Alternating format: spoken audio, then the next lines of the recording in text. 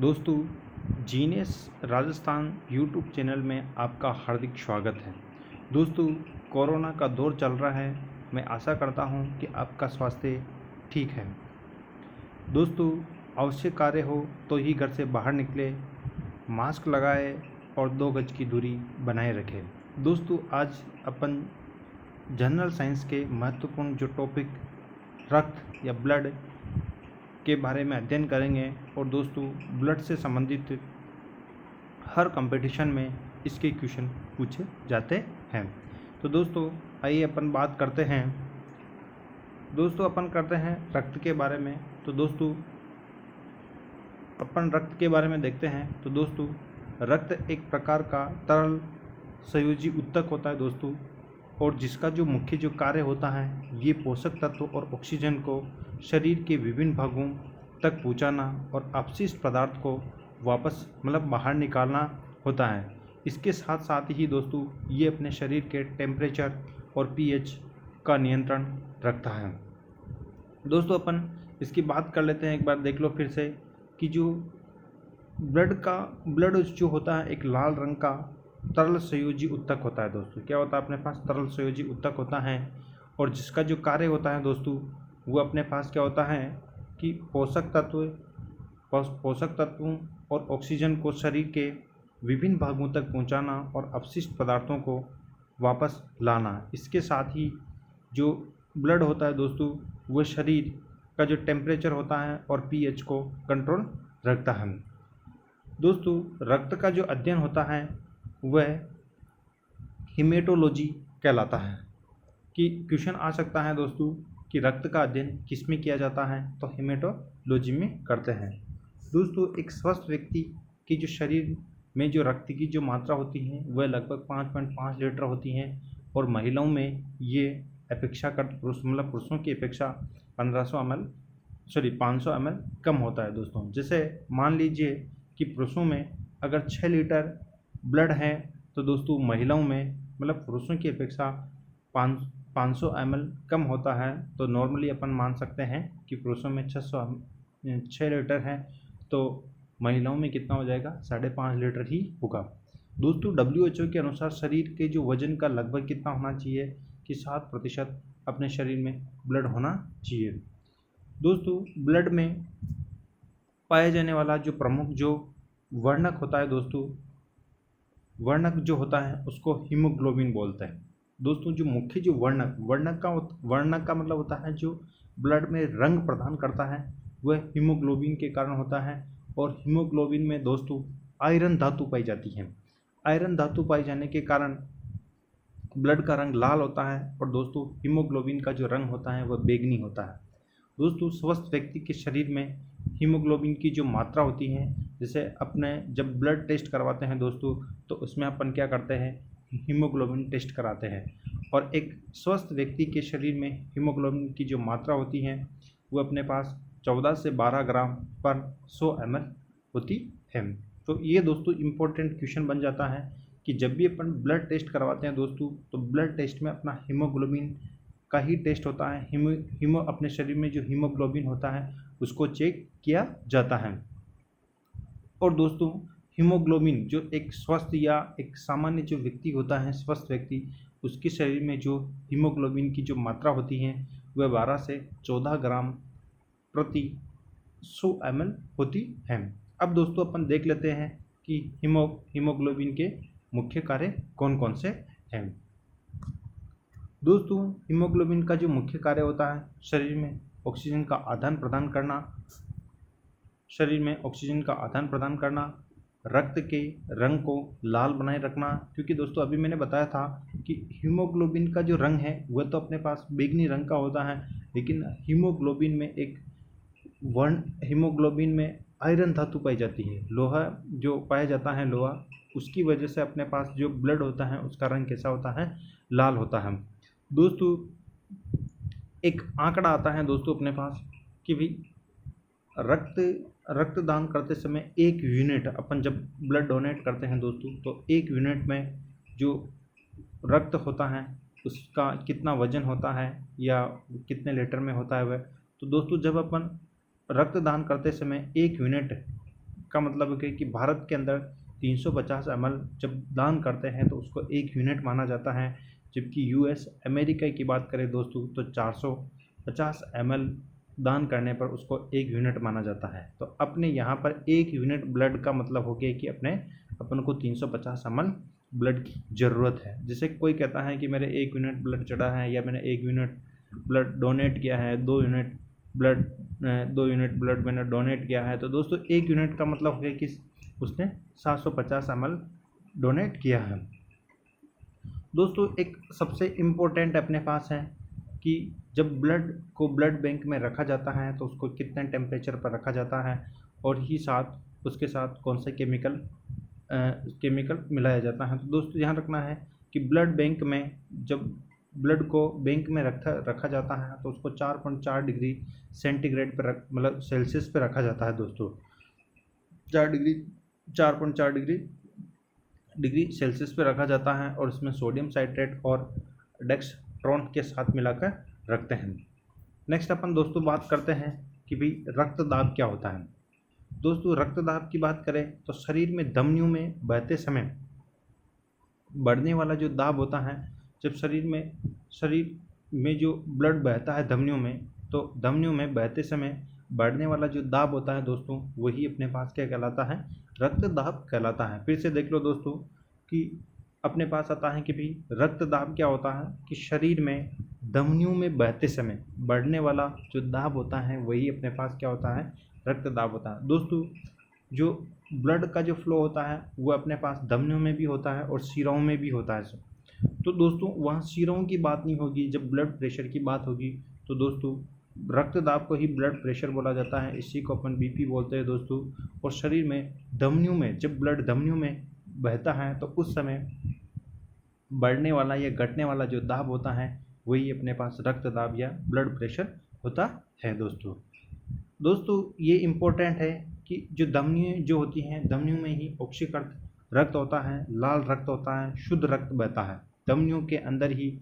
एक तो हो जाएगा अपने पास शुद्ध और लाल, और अपने पास क्या हो जाएगा ऑक्सीकृत जो रक्त जो बहता है वह धमनियों में बहता है। और दोस्तों अनऑक्सीकृत और अशुद्ध जो रक्त होता है वह अपने पास क्या होता है, शिराओं में बहता है और ये हल्का नीला होता है। दोस्तों नेक्स्ट अपन बात करते हैं स्वस्थ व्यक्ति का जो रक्तदाब की बात करें दोस्तों, तो स्वस्थ व्यक्ति का जो रक्तदाब होता है वह 120 से 80 mm मरकरी में होता है दोस्तों। ये मरकरी में मापा जाता है, इसको मरकरी में होता है। और दोस्तों जो 120 होता है इसको सिस्टोल बोलते हैं, मतलब सिकुड़ना। जब अपने पास शिराएँ सिकुड़ती हैं तो उस केस में अपने पास वहाँ का जो जब अपन के किसी भी वस्तु पर, जैसे ये वस्तु है, इस वस्तु पर अगर मैं दाब लगाता हूँ दोस्तों तो ये क्या हो जाएगी, इस तरीके से सिकुड़ेगी। तो इसका मतलब क्या होगा कि अपने दाब ज़्यादा लगाया है तभी वह सिकुड़ रही, इस तरीके से सिकुड़ेगी। तो दोस्तों जब भी अपने जो धमनियाँ हैं वो सिकुड़ती हैं तो उसको सिस्टोल बोलते हैं, मतलब सिकुड़ना का सी से सिकुड़ना हो जाएगा दोस्तों। और एक होता है अपने पास कि जब वो फैलेगी तो वहाँ पर अपने पास दोस्तों क्या हो जाएगा कि उसका जो ब्लड प्रेशर है दोस्तों वह 80 तक आ जाएगा, तो उसको अपन डायस्ट्रोल बोलते हैं। तो दोस्तों ये दो महत्वपूर्ण टर्म है अपने पास, सिस्टोल और डायस्ट्रोल।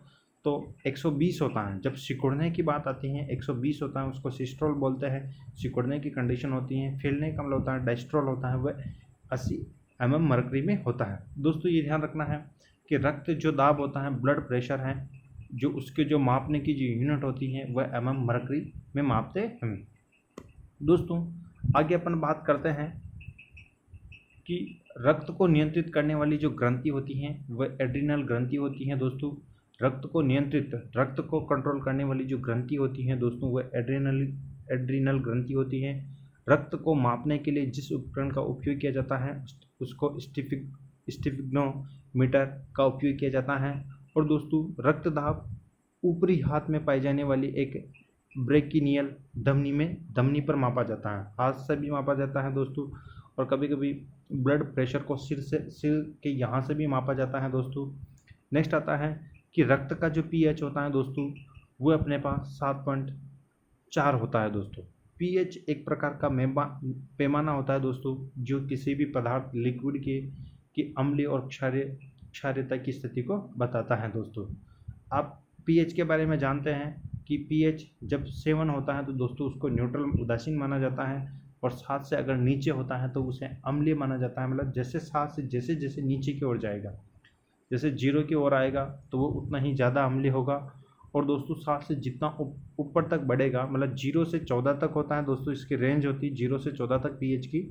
और जो बीच में जो 7 आता है तो वह न्यूट्रल होता है, उदासीन होता है। तो 7 से जब 0 की तरफ आते हैं तो वह अम्लीयता बढ़ती है। ये इसकी स्थिति दोस्तों ये दिखा रखी है ये यहाँ पर, कि जैसे इधर चलेंगे अपन तो अम्लीयता बढ़ेगी, और जैसे अपन इस साइड पे चलेंगे 14 की तरफ जाएंगे तो क्षारीयता बढ़ेगी। नेक्स्ट अपन दोस्तों बात करते हैं कि रक्त का जो पीएच होता है वह 7.7 होता है। बॉडी का जो पीएच होता है वह भी अपने पास यहाँ देख लेते हैं, रक्त का पीएच 7.7 है, बॉडी का पीएच 7.7 है।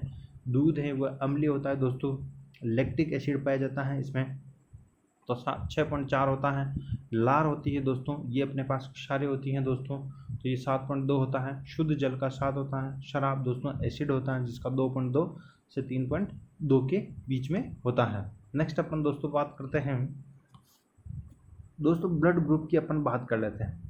यहाँ से भी क्वेश्चन अपने पास बनता ही है कि दोस्तों ब्लड ग्रुप की बात करें तो ब्लड ग्रुप की जो खोज है, बीजी का मतलब होता है दोस्तों, यहाँ पर बी का मतलब ब्लड और जी का मतलब ग्रुप है।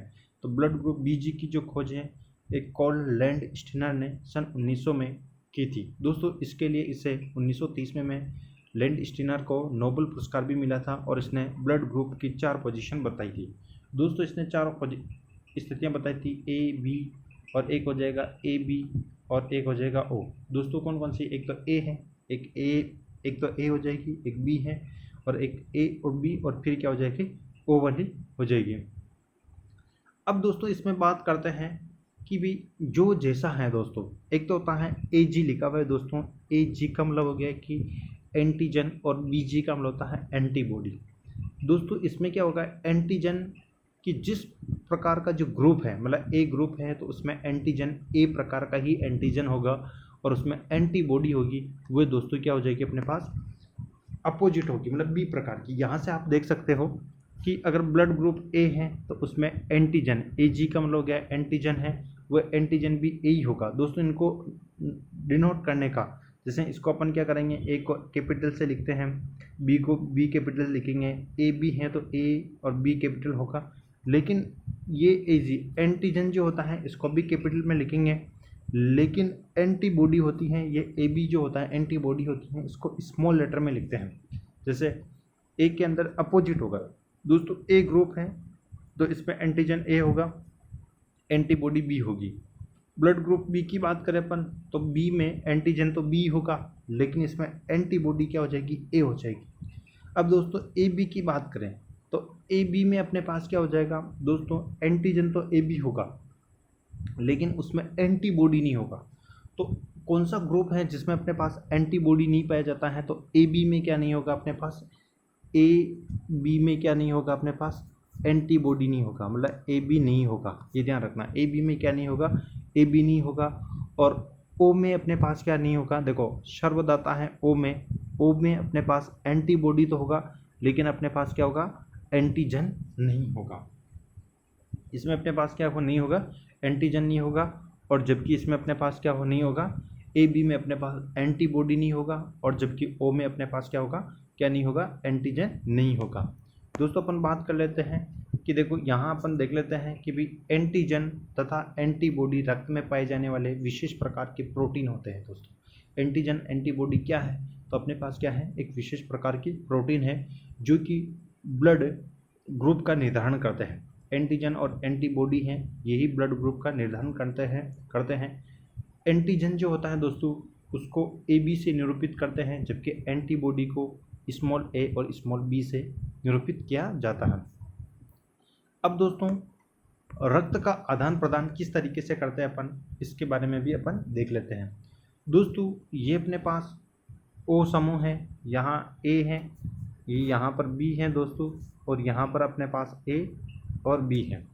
तो दोस्तों ओ वाला केवल ये यहाँ ओ आ जाएगा, यहाँ ए आ जाएगा, यहाँ ए और बी आ जाएगा और यहाँ पर बी आ जाएगा।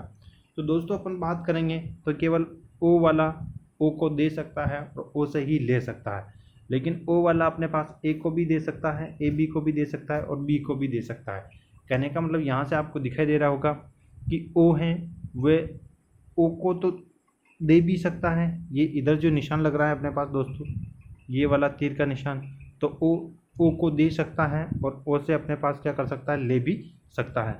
इसके साथ में ये क्या करेगा, ए बी को दे सकता है, इसके साथ में ये क्या कर सकता है, बी को दे सकता है और इसके साथ में ये क्या कर सकता है, ए को दे सकता है। तो कहने का मतलब ए है, ओ जो ग्रुप है दोस्तों ये सभी को दे रहा है, इसलिए इसको क्या बोलते हैं अपन, सर्वदाता बोलते हैं। कि ग्रुप जो ओ होता है वो ग्रुप को अपन सर्वदाता बोलते हैं। और दोस्तों जो ए बी होता है दोस्तों ये सभी से ग्रहण कर सकता है, इसलिए इसको अपन क्या बोलते हैं, सर्वग्राही बोलते हैं। तो यहाँ से अपने पास दोस्तों दो क्वेश्चन बन सकते हैं कि सर्वदाता समूह कौन सा है जो सभी को ब्लड देता है, वह कौन सा है, तो कौन सा ग्रुप है, तो वह ओ हो जाएगा। और सर्वग्राही कौन सा होगा, तो वह दोस्तों कौन सा हो जाएगा अपने पास, ए बी ये हो जाएगा। नेक्स्ट अपन बात कर लेते हैं दोस्तों, यहाँ पर नोट है कि यदि किसी व्यक्ति को गलत ब्लड ग्रुप का रक्त अपन ने चढ़ा दिया है तो रक्त में उपस्थित एंटीजन और एंटीबॉडी एक दूसरे को पहचान नहीं पाते हैं, जिससे क्या होता है, ब्लड अपने पास चिपचिपा हो जाता है और रक्त का थक्का बनने से क्या हो जाती है, उसकी मृत्यु हो जाती है। तो दोस्तों ये चीज़ अपने पास बहुत इंपॉर्टेंट है कि अगर किसी भी व्यक्ति को गलत ब्लड ग्रुप का रक्त चढ़ा दिया जाता है तो उस व्यक्ति की मृत्यु हो सकती है। लेकिन इसका मेन कारण क्या है, क्योंकि उसमें क्या हो जाएगा, उस व्यक्ति में जो उपस्थित एंटीबॉडी और एंटीजन है वह ब्लड में वो एक दूसरे को पहचान नहीं पाते हैं, जिससे क्या हो जाएगा दोस्तों, वह ब्लड होता है वह चिपचिपा हो जाता है और रक्त का जो थक्का है वो जमने से व्यक्ति की क्या हो जाती है दोस्तों, मौत हो जाती है। नेक्स्ट अपन बात करते हैं दोस्तों आरएच कारक की। आरएच कारक क्या होता है दोस्तों, इसकी खोज वीनर और लैंड स्टीनर ने 1940 में आरएच की खोज की थी। और दोस्तों इसकी खोज एक बंदर में की थी, उस बंदर का नाम था मकाका रीसस बंदर था। मकाका रीसस बंदर के नाम से रीसस जो आ रहा है दोस्तों, ये री से ही इसका नाम आरएच पड़ा है दोस्तों, इसलिए इसको आरएच कारक आ जाता है। नेक्स्ट अपन बात करते हैं, इसका नाम जो है वह क्या दिया गया था, इसका नाम आरएच दिया गया है। जिन लोगों में आरएच उपस्थित होता है दोस्तों उसको आरएच पॉजिटिव माना जाता है, और जिसमें आरएच अनुपस्थित होता है उसको आरएच नेगेटिव माना जाता है। जैसे दोस्तों आपने अभी सुना होगा कोरोना में कि जिस व्यक्ति को कोरोना हो जाता है, मतलब जिसमें कोरोना प्रेजेंट है उसको कोरोना पॉजिटिव माना जाता है, और जो कोरोना से मुक्त है उसको कोरोना नेगेटिव माना जाता है। तो यहाँ पर भी सेम ऐसा ही है कि जिसमें आरएच कारक उपस्थित है उसे आरएच पॉजिटिव माना जाएगा, और जिसमें आरएच नेगेटिव है, मतलब जिसमें आरएच नहीं है, नेगेटिव है, तो उसको आरएच नेगेटिव, मतलब जो नेगेटिव है जिसमें नहीं है तो उसको अपन क्या करेंगे, नेगेटिव माना जाएगा। एक दोस्तों इम्पोर्टेंट है कि कोई भी व्यक्ति है अगर उसका आरएच पॉजिटिव है तो दोस्तों उसको आरएच पॉजिटिव वाला ही रक्त चढ़ाएंगे, आरएच नेगेटिव वाला ब्लड उस पर नहीं चढ़ाया जाएगा, उसको नहीं दिया जाएगा। आरएच पॉजिटिव को आरएच पॉजिटिव कहने का मतलब ये हो गया दोस्तों, अगर ओ पॉजिटिव है तो इसको ओ पॉजिटिव का ही ब्लड मिलेगा, ओ नेगेटिव है तो इसको ओ नेगेटिव का ही ब्लड मिलेगा। ऐसा नहीं कि भाई ओ नेगेटिव को अपन ओ पॉजिटिव वाला ये ब्लड नहीं मिलेगा, ये सही है लेकिन ये अपने पास गलत है। कि कहने का मतलब ये हो गया, जैसे ए पॉजिटिव है तो इसको अपन क्या करेंगे, ए पॉजिटिव का ही देंगे, ठीक है। और अगर ए नेगेटिव है तो इसको अपन क्या करेंगे, ए नेगेटिव का ही देंगे। ऐसा नहीं कि ए नेगेटिव को ए पॉजिटिव का दे दें, ऐसा नहीं करेंगे। दोस्तों अपने पास बात आती है, ये बहुत इंपॉर्टेंट फैक्टर है दोस्तों, कि ए जो ब्लड ग्रुप वाले हैं वह मतलब जो विश्व में 25% जो लोग हैं वह ए ग्रुप के हैं लोग दोस्त, वो चाहे ए पॉजिटिव भी हो सकते हैं, ए नेगेटिव भी हो सकते हैं, लेकिन जो ए ग्रुप के हैं वो 25% हैं। बी ग्रुप की बात करें तो 35% जो दोस्तों लोग हैं वो अपने पास बी ग्रुप के हैं, और सबसे कम है अपने पास ए बी ग्रुप के लोग, वो अपने पास कितने हैं, 10% है। और ओ ग्रुप के अपने पास कितने हो जाएंगे 30%।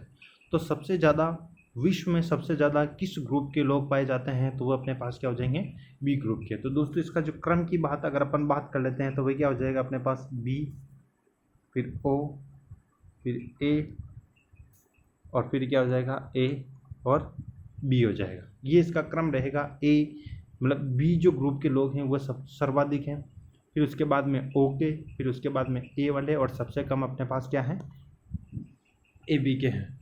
फिर ये तो हो गया ग्रुप की बात है दोस्तों। फिर इसके बाद में अपन बात करते हैं आर एच वाली। आर एच की बात करें दोस्तों तो ध्यान रखना है कि भारत में 93% जो लोग हैं वो आर एच पॉजिटिव हैं, मतलब जिसमें क्या होता है आर एच पाया जाता है, और 7% लोग ऐसे हैं जिसमें आर एच नहीं पाया जाता है। ये भी इम्पोर्टेंट फैक्टर हैं दोस्तों। फिर अपन बात करते हैं दोस्तों कि ये इम्पोर्टेंट है कि दुनिया में सबसे ज़्यादा बी पॉजिटिव ग्रुप के लोग पाए जाते हैं। देखो बी ग्रुप के तो पाए जाते हैं, लेकिन बी पॉजिटिव, उसमें भी बी पॉजिटिव वाले हैं वो सबसे ज़्यादा पाए जाते हैं। और अगर ग्रुप की बात करें कि सबसे ज़्यादा जो हैं कौन से, सॉरी सबसे कम किस ग्रुप के पाए जाते हैं, तो वह अपने पास क्या हो जाएगा ए बी ग्रुप के पाए जाएंगे। लेकिन उनमें सबसे कम है तो वो ओ नेगेटिव वाले, क्योंकि ओ पॉजिटिव और ओ नेगेटिव तो ही है, क्योंकि ओ की ओवरऑल अपन ओ की बात करेंगे दोस्तों, ओवरऑल अपन ओ की बात करेंगे तो इसका 30% होता है। कितना होता है दोस्तों 30% होता है। लेकिन ओ नेगेटिव की बात करें तो ओ नेगेटिव का अपने पास क्या होता है सबसे कम पाया जाता है। तो यहाँ से आप देख सकते हो इसमें कि दुनिया में सबसे ज़्यादा ओ पॉजिटिव ब्लड ग्रुप के लोग हैं और सबसे कम ओ नेगेटिव ब्लड ग्रुप के लोग हैं। दोस्तों ये भी अपने पास एक इम्पोर्टेंट है कि अगर विवाह की बात करें तो विवाह के लिए अयोग्य जोड़ा कौन कौन सा होगा दोस्तों। अगर आर एच पॉजिटिव पुरुष है, ठीक है, और दोस्तों उसकी जो शादी अगर आर एच नेगेटिव महिला से करा दी जाती है तो उससे होने वाला पहला जो बच्चा होगा, बेबी होगा, वह दोस्तों सामान्य होगा, लेकिन आगे वाले सभी बच्चों भ्रूण में ही उनकी मौत हो जाएगी। तो ये इम्पोर्टेंट है कि पहला बच्चा सही होगा लेकिन बाद में सभी की क्या हो जाएगी मौत हो जाएगी। यदि पुरुष जो है अपने पास मेल है वो दोस्तों पॉजिटिव है, मतलब आर एच पॉजिटिव है, और महिला अपने पास क्या है आर एच नेगेटिव है। तो फिर इसके बाद में अपन बात कर लेते हैं इसके बचने के लिए महिला को 72 घंटे के अंदर ही एंटी आर एच का इंजेक्शन लगाया जाता है। दोस्तों ये ध्यान रखना है, एंटी आर एच का इंजेक्शन लगाया जाता है। दोस्तों आज के लिए फिर यहाँ से थोड़ा सा देख लेते हैं अपन एक, फिर इसके बाद में अपन ब्लड के जो संगठन हैं जो उसके बारे में कल पढ़ेंगे अपन दोस्तों। तो यहाँ से देख लेते हैं अपन कि जो धमनी होती हैं दोस्तों, तो धमनी में जो होता है ना आर्टरीज होती हैं दोस्तों। तो आर्टरीज में अपने पास क्या होता है शुद्ध या ऑक्सीकृत जो ब्लड होता है उसका फ्लो होता है दोस्तों, और उसी को अपन क्या बोलते हैं जो लाल रक्त होता है, शुद्ध जो रक्त होता है वो धमनियों में बहता है। और जो दोस्तों जो सिरों में जो बहता है वो अपने पास अशुद्ध और अनऑक्सीकृत, और ये इसका जो रंग कैसा होता है अपने पास कुछ नीला होता है। और जबकि धमनियों की बात करें, आर्टरीज की बात करें, तो इसमें अपने पास शुद्ध होता है, ऑक्सीकृत होता है, और ये लाल रंग का जिसको बोलते हैं ऑक्सी हीमोग्लोबिन रक्त होता है, और सिरों में अनऑक्सी हीमोग्लोबिन ब्लड होता है। नेक्स्ट अपन बात करते हैं दोस्तों, यदि पुरुष आर एच नेगेटिव हो और महिला आर एच पॉजिटिव हो तो उनकी सभी संतानें अपने पास क्या होगी सामान्य होगी। देखो अपन ने पहले देखा था कि अगर पुरुष आर एच पॉजिटिव है और महिला आर एच नेगेटिव है तो उससे होने वाली जो संतान, पहली जो संतान है वो संतान नॉर्मल होगी, लेकिन उसके बाद में जो होने वाली जो सभी संतानें हैं वह उनकी मौत हो जाती है। लेकिन दोस्तों अगर पुरुष हैं वह आर एच नेगेटिव हैं और महिला आर एच पॉजिटिव हैं तो होने वाली संतानें भी अपने पास क्या होगी सामान्य होगी। दोस्तों आज के लिए इतना ही काफ़ी। दोस्तों वीडियो अच्छा लगा है तो चैनल को सब्सक्राइब करें, लाइक करें, और दोस्तों वीडियो को पूरा देखना, और मैं आपके लिए मेहनत करूँगा कि जनरल साइंस को मैं अच्छे तरीके से आपको पढ़ाऊँगा कि आपके कंपटीशन में इससे रिलेटेड एक भी क्वेश्चन बाहर नहीं जाए। दोस्तों आज का टॉपिक यहीं ख़त्म करेंगे और कल पढ़ेंगे दोस्तों अपन ब्लड का संगठन। ओके, धन्यवाद दोस्तों, गुड नाइट।